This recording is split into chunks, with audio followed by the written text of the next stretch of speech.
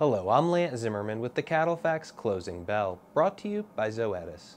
The USDA monthly cold storage report typically generates little to no commotion in the beef cattle industry.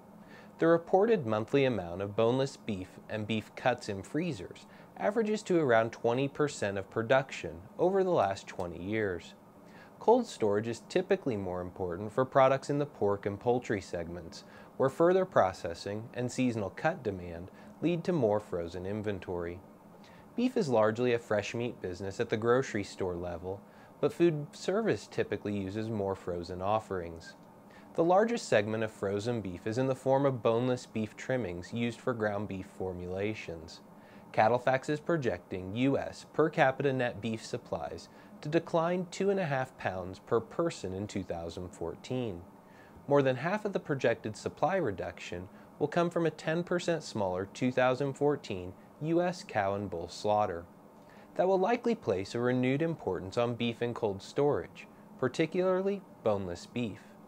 January frozen boneless beef inventories came in at 389 million pounds. That's nearly 2% below the 10-year average and about 7.5% below year-ago levels. To ease the burden of seasonally smaller cow and bull slaughter, ground beef processors kept ample supplies of boneless beef in freezers going into spring 2012 and 2013.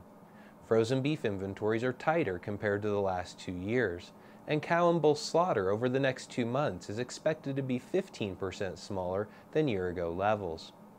Each of these factors support an aggressive, supply-based rally to the 90% lean beef trimmings and cull cow market prices into late winter or early spring.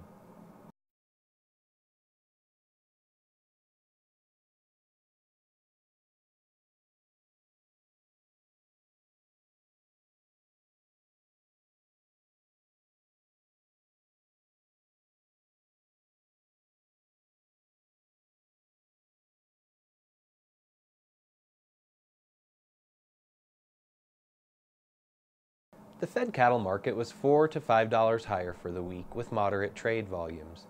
In the South, the bulk of sales occurred at $150 per hundredweight. Most of the trade in the North came at $150 to $152.50 on a live basis and $240 to $242 per hundredweight dressed. Feeder cattle prices were narrowly mixed through the week, ending at nearly steady values, and calf prices were even to $5 higher this week as spring turnout begins. Slaughter cow prices were steady to weaker following several weeks of higher prices, while the box beef market improved $7 per hundredweight this week as production remains limited.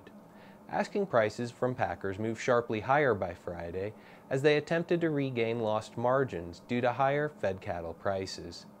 Corn ended the week higher as sellers remained reluctant to sell last year's crop. Thanks for watching, and remember to visit CattleFax.com to become a member and receive the latest market news and analysis.